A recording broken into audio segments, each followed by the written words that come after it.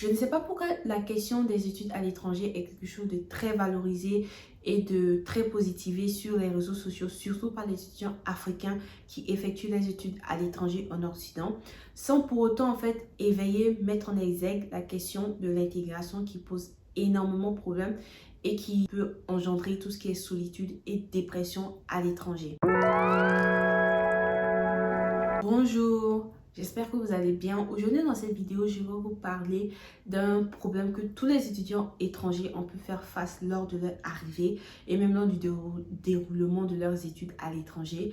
Il s'agit bien sûr de la question de l'intégration et de la solitude, de la dépression que peut engendrer une mauvaise intégration. Dans la vidéo, je ne vais pas seulement vous parler de l'intégration et du problème qu'il y a autour, je vais aussi vous partager mes 5 conseils que j'ai pu mettre en place et que je continue en fait à mettre en place, à utiliser pour pouvoir vraiment me sentir intégrée, quel que soit l'endroit où j'effectue mes études à l'étranger. Alors, il faut savoir que le but de ma vidéo, ce n'est pas de décourager les étudiants à effectuer les études à l'étranger.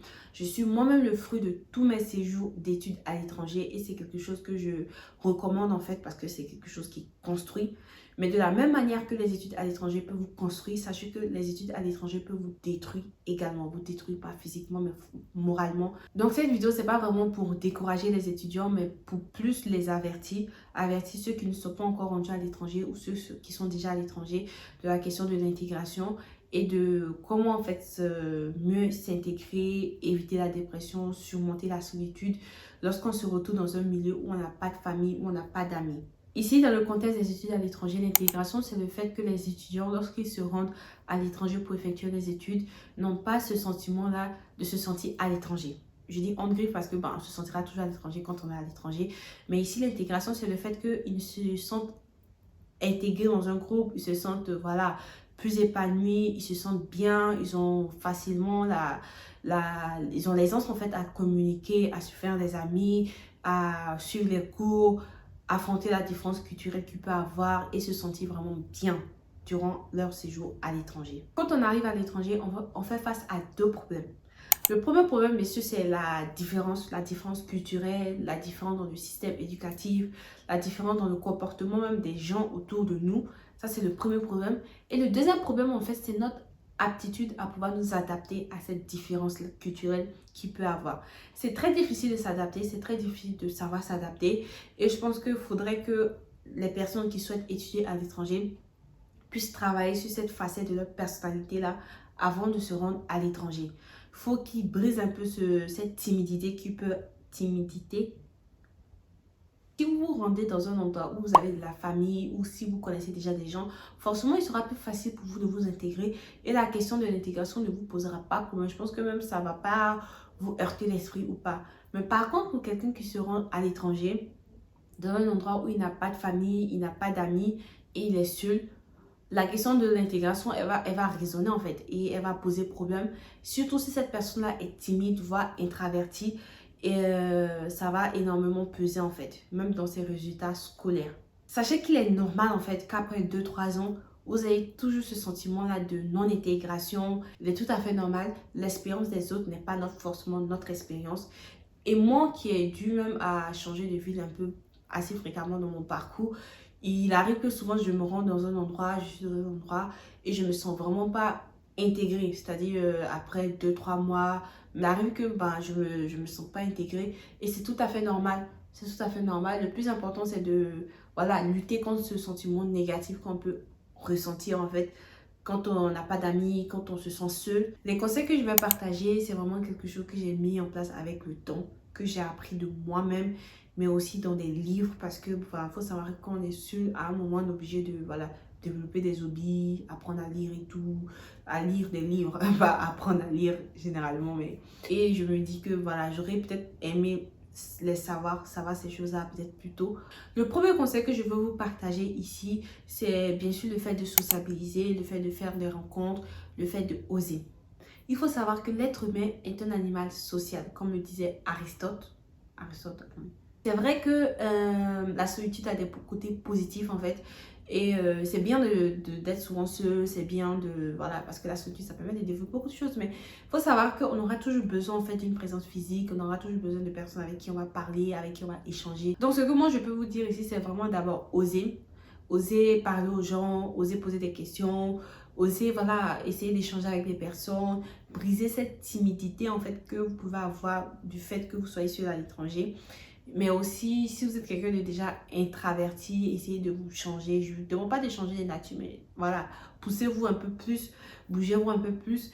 Actuellement, il y a beaucoup de sites d'applications pour pouvoir faire des rencontres. Il y a Bumble, il y a Meetup, et c'est vraiment des choses très cool où vous pouvez rencontrer des amis, vous pouvez faire des rencontres. Et une fois que vous avez des rencontres là-bas, ça peut passer à la réalité, vous pouvez sortir, faire des voyages entre amis. Et c'est vraiment quelque chose de bien parce que plus on fait plus on a des interactions avec des hommes et plus on se sent mieux en fait. Et plus on arrive à, voilà, à faire face à la diversité de l'étranger, à suivre nos cours. Et c'est vraiment quelque chose à ne pas négliger. Et le deuxième conseil que je peux donner, c'est de développer des hobbies, faire des activités pour soi-même et aussi apprendre de nouvelles choses. Moi, j'ai mis ça en place quand j'étais à Brest. Parce que, bah, visiblement, après, j'ai tout essayé, mais j'ai pas vraiment des amis. Voilà, ce sont des amis de classe. Je sais pas si vous voyez un peu ce que je veux dire. C'est vraiment des gens qu'on rencontre, des amis de classe et tout. Mais une fois que les cours finissent, bah, chacun rentre chez soi. On se retrouve à la maison. On n'a pas forcément des interactions à long terme avec ces personnes-là. Et c'est normal, voilà. Faut pas s'en prendre à ces personnes, c'est tout à fait normal. Du coup, ce que moi, je mettais en place, c'était voilà, la lecture. Je n'ai jamais autant appris étant seule en fait. Je me suis rendu compte que bah, plus on est seul, plus on a du temps pour soi. Et j'ai aussi appris à faire du vélo. Oui, je ne savais pas faire du vélo jusqu'à mes 19 ans. Mais voilà, c'est quelque chose que j'ai appris et je me suis sentie très bien parce que je me suis dit, voilà, même si je me sens seule, même si je me sens pas super bien, au moins je fais une activité. J'ai une raison d'attendre le samedi en fait. Le troisième conseil que je peux vous donner, c'est bien sûr le fait de relativiser. Il est très important que vous relativisez parce qu'il faut savoir que tout ce qu'on voit sur les réseaux sociaux, toute cette notion d'idéalisation qu'il y a autour des étudiants à l'étranger, c'est pas forcément quelque chose qui est vrai, c'est pas forcément quelque chose qui est partagé par tout le monde, c'est pas forcément l'expérience de tout le monde, c'est d'ailleurs pas forcément votre expérience. Et en fait, essayez de ne pas dramatiser, essayez de ne pas overthinking about votre expérience en fait à l'étranger. Le fait de faire des recherches, essayer de voir qu'on n'est pas les seuls à traverser des moments difficiles, c'est vraiment quelque chose de très réconfortant. Je ne dis pas que avoir conscience qu'on n'est pas seul dans un problème, ça résout le problème, mais ça nous fait déjà nous sentir mieux en fait. On se rend compte qu'on n'est pas seul dans une situation et vu qu'on est des humains, en fait, le simple fait de savoir qu'on n'est pas seul, on se dit que ça va peut-être mieux aller, il y a forcément quelqu'un qui va trouver une solution et on va tous suivre cette solution en fait. Et ça, c'est quelque chose que je vous recommande énormément. S'il faut couper d'internet pendant un moment, je ne vous dis pas de couper avec tout le monde, c'est pas le but, il faut se connecter aux gens. Mais essayez de vous couper d'internet qui voilà, peut vous divulguer certaines images qui vous rendent encore plus mal en fait, qui vous font sentir plus mal. Essayez de plutôt vous rattacher à des choses qui créent une émotion positive en vous et qui vous permettent de vous sentir mieux. Le quatrième conseil que je peux vous donner, c'est de vous recharger en émotions. Recharger en émotions, je ne sais pas si c'est bien dit ce que j'ai dit. Le contexte, c'est le fait que vous vous rendez en fait, que vous retournez dans votre pays d'origine, que vous essayez de revoir un peu votre famille, revoir vos amis d'enfance. C'est quelque chose de très important. Moi, en tant qu'étudiante étrangère, j'estime en fait qu'il est obligatoire, en griffe, que je me retourne dans mon pays chaque un an et demi, tout dépend. Mais franchement, je pense que c'est quelque chose qui est primordial. Et quand vous vous retrouvez par exemple dans des situations où vous sentez la solitude, souvent le simple fait de retourner dans votre pays, revoir de la famille, revoir vos amis, ça vous fait relativiser. Vous vous rendez compte en fait que vous n'êtes pas seul.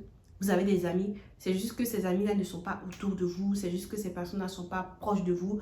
Et ça va vous aider en fait à reprendre du courage. Et quand vous allez vous retourner, vous allez vous rendre compte que vous avez plus une aptitude à pouvoir résoudre certains problèmes, à pouvoir suivre vos cours et vous êtes rechargé en émotions en fait, en émotions positives. Le dernier conseil que je vous donne, qui est vraiment un conseil qui découle du précédent conseil que je vous ai donné, c'est le fait de vous rattacher à des moments de bonheur de votre vie, à des moments de, voilà, de succès, lister vos succès et tout. C'est un conseil que je donne par rapport aux gens qui, voilà, du jour au lendemain ne peuvent pas se lever pour aller retourner dans leur pays d'origine, voir de la famille. C'est voilà, c'est un peu compliqué, il y a beaucoup de contraintes, que ce soit des contraintes financières ou que ce soit des contraintes même scolaires. On ne peut pas se lever, prendre des vacances, aller rentrer dans notre pays. Bien vrai qu'on peut le faire, mais voilà, c'est pas forcément l'idéal. Et dans cette situation, essayez de vous rattacher à des souvenirs qui vous rendent heureux. Vraiment, c'est pas vraiment mauvais de se rappeler de ce passé, de se rattacher à certains moments de bonheur. Le but, ce n'est pas de se dire que sa vie du passé est meilleure que sa vie du présent. C'est vraiment essayer de se rappeler d'un truc, se sentir heureux et essayer de chasser cette émotion négative qu'on ressent là actuellement. Voilà, c'est tout pour cette vidéo. J'espère que vous aura plu, qu'elle aura un peu détaillé la notion de l'intégration, de la solitude et de la dépression à l'étranger. Je sais que ma vidéo, elle part un peu dans tous les sens, elle n'est pas bien cadrée comme la plupart des vidéos que j'ai l'habitude de faire sur ma chaîne. Mais il faut savoir que c'est un sujet qui est très important, qu'il faut qu'on en parle. Et il faut qu'on essaie de la rendre moins tabou sur les réseaux sociaux. Il faudrait qu'il y ait plus d'étudiants qui partagent leur expérience afin que d'autres aussi puissent voilà, se sentir moins seuls, se dire qu'ils ne sont pas les seuls à faire face à ces problèmes, mais aussi trouver des solutions. Si vous avez des solutions, si vous avez des petits remèdes pour pouvoir vous sentir moins seul ou pouvoir vraiment vous intégrer à 100% lorsque vous voyagez, n'hésitez pas à partager cela. N'hésitez pas à liker, à commenter et à partager afin que plus d'étudiants puissent avoir accès au contenu que je produis. Et aussi, abonnez-vous, activez la cloche des notifications afin d'être informé de la publication de nouvelles vidéos. Merci et rendez-vous la semaine prochaine pour une autre vidéo.